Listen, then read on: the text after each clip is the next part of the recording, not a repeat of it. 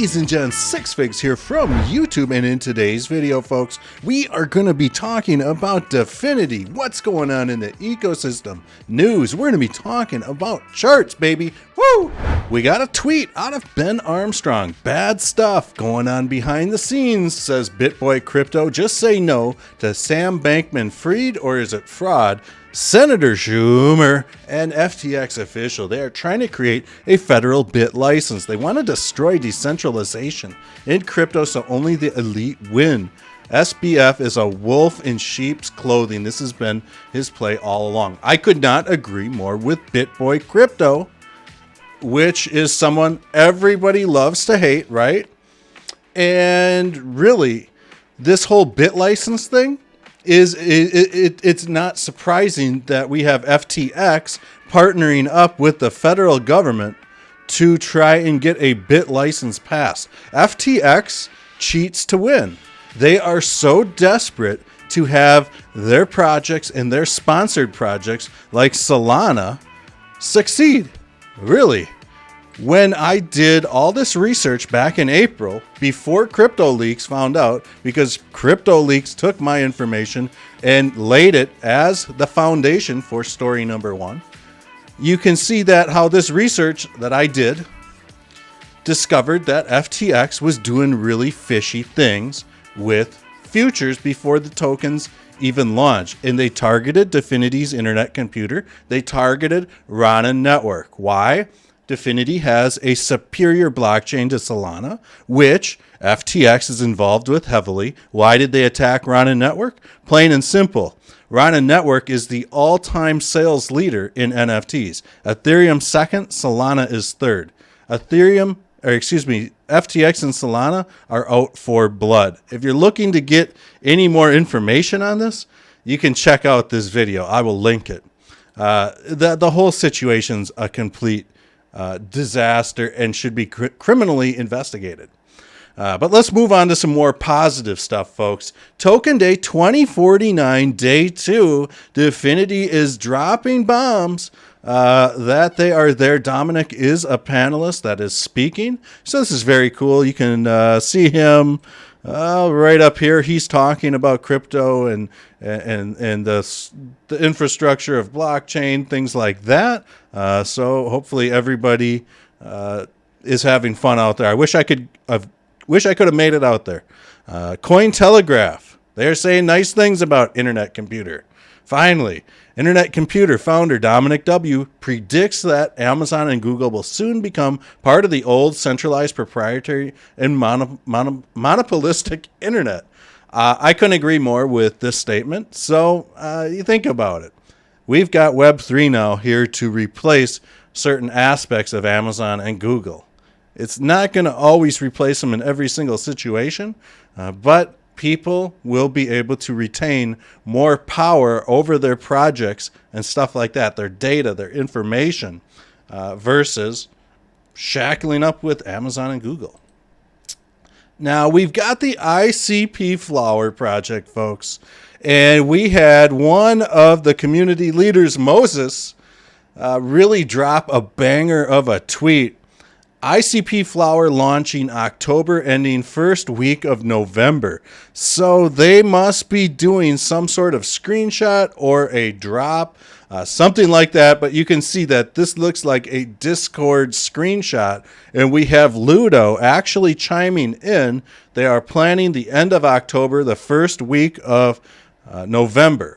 So in order to get really one of these ICP flowers, you need to be holding a Bitcoin flower and you need to be holding an ETH flower.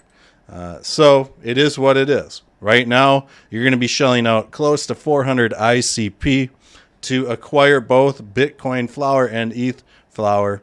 I'm interested in seeing where this ICP flower lands.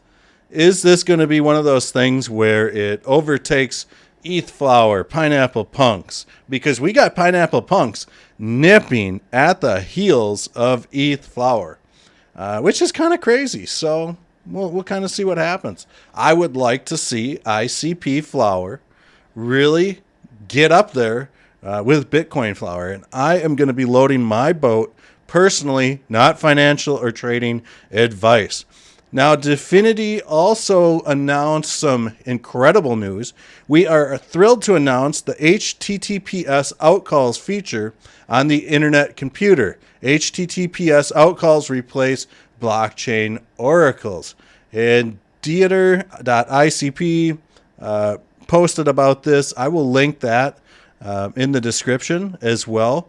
But basically, this allows crypto projects to access real world data. And here is an interesting little screenshot of an article from Chainlink. And in this article, it says blockchains cannot connect to the real world data and events on their own. So now they should be able to. Let's jump into the price action of ICP. We'll look at the price action of Bitcoin as well. When I go ahead and drop these shift pitchforks, we can kind of see how nice price action has respected these channels. So if you don't know what a shift pitchfork is, excuse me, if you can see this red line going right through the middle of everything, that's kind of like the median line. And basically anything below this red line is a support region. Anything above this line is a resistance region. So we want ICP to break up and out of this top channel. And right now I'm hoping that price action over the next few weeks will start climbing. There is a symmetrical triangle squeeze that is happening right now. Let's go ahead and bring this chart to a one-day chart. And you guys can kind of see that this symmetrical triangle squeeze is as so. And I do think that we're going to be getting ready to see a major market move here sometime soon. Let's just go ahead and throw up a little Fibonacci time sequence to see if we can determine when this might possibly be happening. So we are seeing that on the daily chart, it almost appears that there is a time sequence today, but when I'm looking back in hindsight, I'm just not comfortable with it. Let's just go ahead and kind of switch things up. I kind of like this. Because when we look back in hindsight, we can see the clear reversal here. There was a stop in momentum, and we've traded sideways from here. So really, folks, watch the charts for October 8th, Friday, October 8th. There might be something going on within a few days there. This is really an interesting situation, to say the least, with ICP. If we break to the upside, look for that resistance right around. Bear with me 1 second. I get this dialed in perfectly. Look for that resistance, $6.57, $7.20, $7.80, $8.67. If we break to the downside, though, folks, I'm hoping that the floor stops at this $4.60 level if it gets down that low. But right now we are really hinging up on the 786, which is, that's a very common reversal point. Like I said, though, if we're looking at further losses, $4.61, somewhere in there. Typically, when we start seeing a downward trend like this, it's a good indication, when we start to see a symmetrical triangle, that the previous trend could possibly resume. On to Bitcoin, and we are going to look at Bitcoin on a super high level. Bitcoin is really kind of formed this symmetrical triangle squeeze as well. For Bitcoin, I'm seeing this, week of November 28th, somewhere in there, could possibly be some sort of a reversal point or increased volatility.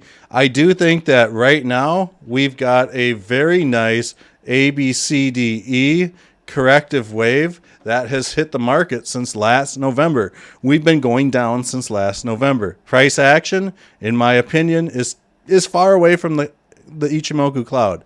Really, when we look at the weekly chart too, with Bitcoin, one thing that I like to point out here is that every time this 50 moving average has crested the 730 day moving average, which is this little thin green line, every time the 50s come over from the top, hit this 50 or hit this 730 day moving average, it's kind of signaled the end of the bear market. We can see it right here in 2019, and we can see it down here. Bear with me 1 second here, folks. Right here back in 2015.